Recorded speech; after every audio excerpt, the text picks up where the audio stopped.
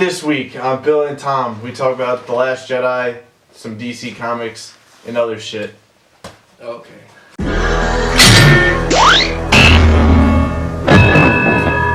Why just sit like this? Maybe. So, what were your thoughts on The Last Jedi? Well, I seen The Last Jedi before that was the first Star Wars movie that I seen. I don't know, it was a good movie. Well, before you go in is that a movie that you could have saw in it by itself and it would have been okay? It didn't need, you didn't need to see the prequels and you would have, it would still been an alright movie? Well, the thing with, Star Wars is it's so famous and it's so commonly talked about that not seeing any Star Wars movie, you already know who Darth Vader is, you already know who Luke Skywalker is, so you already have that knowledge without, seeing any other Star Wars movies.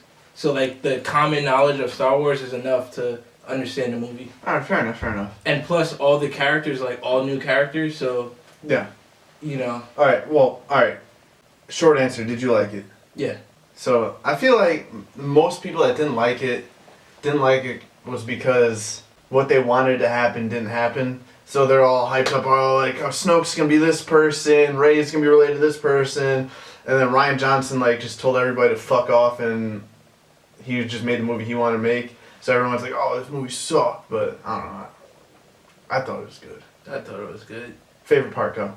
Favorite part, spoiler alert, is when the spaceship goes super fast through the other one. Lightspeed, got it. Lightspeed. But my favorite part is Luke at the end.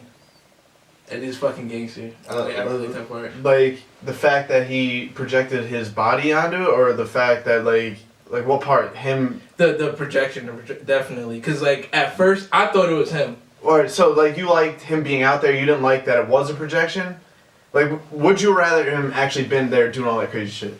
I think what made all the shit crazy was that it was a projection, cause he got shot at with all the crazy lasers, and then he was fucking dancing around Kylo Ren, and you're like, oh shit, he's savage as fuck, and then at the end when you find out it's a projection, you're like, oh shit, he just played him, he was just stalling. I saw the movie twice, so I picked up on this in the second time. If you look at Luke's feet, his feet didn't move the salt. Kylo's where he's digging in. Yeah. When he dug in, nothing happened. So okay. There's subtle hints. That location was also pretty dope too, because they had the little that shootout, and you could see it dragging on the red floor and everything like that. It was salt covered in red dirt. I don't know. I feel like my favorite part was the lightsaber battle with Kylo and Rey. That shit was gangster as fuck. And then I don't know. It swerved you again. The movie was just swerve after swerve, which was my favorite part about it. Yeah. That part was gangster. A lot of people hated it because of that, but that was my favorite part. How you never knew what was coming next. Just how Luke said, "This is not gonna go the way that you think," or what I'm paraphrasing, but he said that, and so that was the mantra of the whole movie. Nothing went the way you thought it was gonna go. So, if I go into usually I go into a movie and I could predict certain things that are gonna happen generally, but this movie is you go to predict something that's just wrong. Yeah, you definitely could not tell what was gonna happen next. I really liked the part when Rey used the Force to try to grab back her lightsaber. Yeah. And Snook just took it and bounced it off her head. That was funny. That really showed you how strong he was too, because alright. Rey's. Alright. No, go on. I was gonna say Rey's supposed to be the main character, so you put her strength focus wise, that's gonna be the person that should win at the end, and she's trying her hardest to beat this guy, and he's kind of get the fuck out of here. You know? Another quick answer. Do you think Snoke's dead? Quick, don't you think? You think he's dead? I think he was just a placeholder. Because they didn't give him any type of background story or whatever. The issue with that is that there's the director, J.J. Abrams, for 7, is the director for 9. So, I don't know. My thought is he's going to come back as a Force Ghost, but instead of glowing blue like the rest of the guys, he's come back glowing red, and he's going to do some crazy shit. And then they're going to have a fucking Force Ghost war with Anakin, Luke, Yoda, Qui-Gon, Obi-Wan. Everybody's just going to fucking throw down. I think the opposite. I think that they're killing everybody off for a reason to just start off with these new people. Yeah, no, I get that. Mm-hmm. But they also said that Rian Johnson's going to get his own trilogy. But nobody knows anything about it yet. Okay. You got anything else on Last Jedi? Nah, I think that's it. All right, some movies that are gonna be coming out soon that we're interested in is The Commuter with Liam Neeson. Just kidding, that movie's gonna be fucking gay. 12 Strong, Chris Helmsworth and a couple other people. It's about the horsemen that go into Afghanistan right after 9/11. Probably gonna be interesting.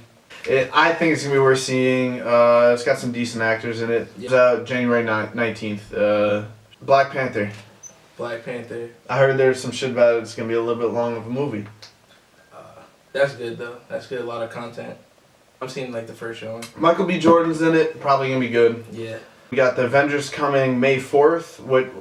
Before we talk about the Solo, the Star Wars movie on Han Solo, comes out May 25th. Why the fuck wouldn't they put that on May the 4th be with you? That's like National Star Wars Day. Why would you not do that? But I digress. Avengers, you excited for it? Oh, definitely. Been waiting. Spider-Man is my favorite character. They've been teasing his new suit and like he's gonna. Yeah, the Iron Spider. That shit's gonna be dope. That shit's gonna be awesome. It's gonna cost $1 billion supposedly between Infinity Wars. Infinity Wars. They're like talking Infinity Wars Part 1 and 2 is gonna cost $1 billion between the two of them to produce. I don't think they're gonna make the money back. Bold prediction, 2018. Okay. Name one person who's not gonna see that movie. All right, not just $1 billion to make the movie. That's $1 billion to make the movie. You're not talking about all the shit after that, like advertisement and all that shit to bring people in. You gotta think about this. They don't even need advertisement. They just gotta put out the date and people gonna go see it. It's not like it's like a DC movie that nobody cares about. Get the fuck out of here. This is fucking. Hey, the Justice League had potential. This is fucking Marvel. It was ruined by critics. Marvel Pictures right here. Like this shit that's gonna come out to be legit. I can't name one bad Marvel movie. DC is just letdowns. That's not true. They all had their upsides. All right, moving forward, Solo, a Star Wars story. The Han Solo movie comes out May 25th, as we already said. Yeah, my boy Childish Gambino's gonna. Yeah, Lando. Yeah. Woody Harrelson is in it. He is Han Solo's the one that's teaching Han Solo to be the scoundrel that he is. So I think it's gonna be pretty cool. I just hope that they like bring Darth Vader into this somehow, because the way they brought him into Rogue One was absolutely fantastic. Well, when is it taking place? Oh, it doesn't matter. Because Darth Vader's already around. Yeah. It takes place from like his early 20s, because I think he was 29 when A New Hope started. You think it'll end with him meeting Luke, like in the cantina? What I hope happens that they're not telling anybody. Harrison Ford's in it. That's what I'm hoping, and that they fill in the gap prior to A New Hope between like Revenge of the Sith and A New Hope. And they also show Harrison Ford after Return of the Jedi up until Force Awakens. Okay. That's what I hope happens. Doubt it will. Well, you can talk more on this, but the Miles Morales Spider-Man movie that's coming out. Yeah, I got like so. I think what happened is when I seen it, like to see my favorite, comic book character get his own movie, is like pretty amazing, and like just the title alone, the Spideyverse. Wait, that's the title of the movie? Is just the Spideyverse? Is Into the Spideyverse. That's just Spider-Man Into the Spideyverse. Yeah. All right, I have no idea about the Spideyverse. The Spideyverse is just how they're able to tie in all the different Spider-Mans that they make. So like 2099, Spider-Man Noir, Ultimate Spider-Man, Amazing Spider-Man, Spectacular Spider-Man. So the pig one, Peter Porker. Like they just when they do crossover. Spider-Gwen is in there. So like. So are you saying that there's potential for who's playing Spider-Man? Who's playing Miles Morales? It's Shamik Moore. Shamik Moore? Shamik Moore is going to be... Moore. Alright, I know him from Dope. That's the only thing I've seen. He's going to be voicing Miles Morales. On the trailer, they show him talking to Peter Parker. Wait, there's a trailer out already? There's a trailer out already. Right. And they show Miles talking to Peter Parker. So what I'm hoping is that since it's called the Spideyverse, and... Who's making this movie? Is the Spideyverse similar to the multiverse of DC? Yes. Like they tie in different universes that shouldn't really. Yeah, no, I get that. Okay, it's Columbia Pictures, Sony Pictures. Okay, so Sony's also making the Venom movie, and they made the Amazing Spider-Man. Yeah, they made Amazing Spider-Man, and then they made Spider-Man. So like, is there potential for Andrew Garfield, Tobey Maguire, Tom Holland, and Shamik Moore all to be in one fucking movie? That is what I'm hoping for, and then with this movie being animated, because it's going to be a cartoon, Yeah. because when the Spideyverse comes in, there's a lot of conflicting art styles because every book has their own artist. Yeah. It will actually make sense for when he goes through to maybe meet Tom Holland in the Avengers like universe, the Marvel universe, the Marvel Cinematic Universe. When he goes through, that he could then become like a live person, or maybe when they come through to his universe, they'll be turned into like a cartoon. Like, it's doable with the Spideyverse. All right. All that being said, is Miles Morales coming to the Homecoming universe? He's in it, isn't he? He is. Donald Glover says him by name if you watch the bonus feature. All right. From from comic book movie, we're gonna transition into comic books in general. I was away on break for a little bit, but I just got a huge poll list in, and it included the DC Metal storyline that's going on. That's wild. Batman going out on a double date with his fiance Catwoman, and Superman and Lois Lane. It's interesting. The White Knight, I haven't read 2 or 3 yet, but that's wild because it's like a alternate universe of the Joker making himself become the good guy, and he takes over as like a politician of Gotham, and he's convinces everyone of Gotham that Batman's the bad guy and forces him into Arkham Asylum. It's pretty wild. I gotta finish reading it, but like that shit's crazy. And then the Doomsday Clock, which is like the big story for the Rebirth, how Dr. Manhattan supposedly created the New 52. So far, like at the end of number 2, Rorschach came into the Batcave and Wayne Manor and stuff, and they like talked to each other, and Batman's like, "Oh, you ate my breakfast," and Rorschach was like, "I did," and they did their shit. Ozymandias goes into Lex Luthor's office and like, "You're the smartest man of your universe, I'm the smartest man of my universe." And then the fucking comedian comes out, shoots past Lex Luthor and hits Ozymandias in the shoulder. And it all takes place like 20 or 30 years after the Watchmen movie, so everyone knows that Ozymandias is the one that caused the bombs to go off and everything, so everyone's like wants to destroy that. The universe or the world's in peril again. It's pretty wild. I definitely suggest reading it. Yeah, DC Comics sounds wild. You know, you got double dates going on. Get the fuck out of here.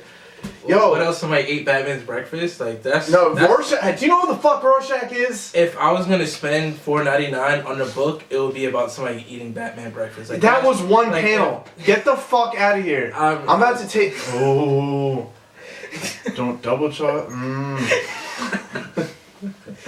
But yeah, no. Doomsday Clock is wild.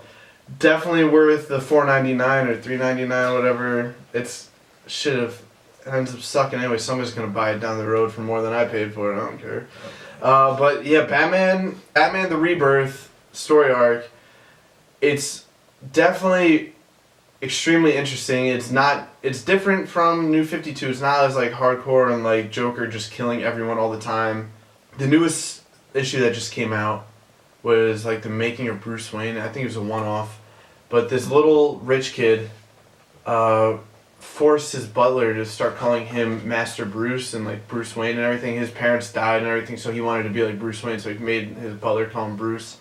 And it was pretty wild. Like he went out and like murdered some people and like framed his butler. I think he murders his parents so he could be like Bruce. Mm-hmm. And then he like convinced the butler to take the rap for it as like a scapegoat. And then Batman found his ass fucking carving out his parents' name instead of being his parents' name, named him Thomas and Martha. It was some dark ass shit. It was definitely a one-off though. It was just, I think it's like issue 39, The Birth of Bruce Wayne or some shit. I don't know. Oh, yeah. The cover art was good. It was Tim Sale.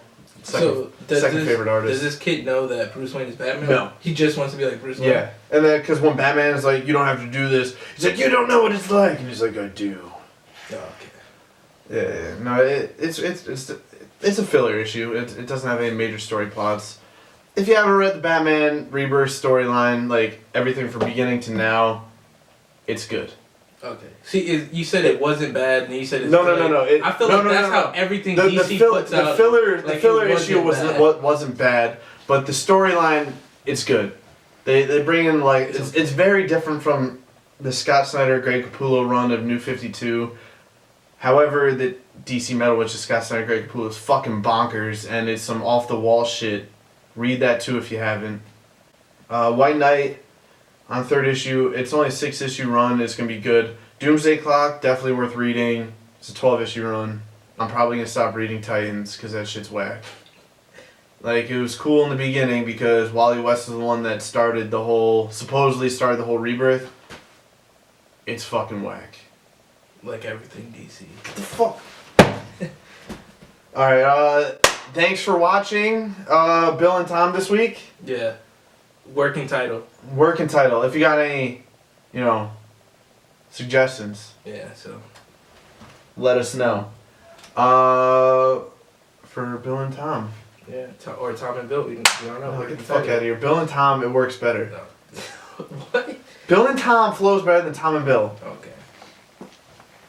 Yeah, for Bill and Tom, I'm Bill, he's Tom, right? Yeah. Thanks for watching, and we'll catch up with you soon. Stay tuned. So, should we do the intro like this? Like, all feminine? No, just be like, this week. This week, on Bill and Tom, we talk about the new Jedi. The Last Jedi. What? You said New Jedi. Oh, fuck!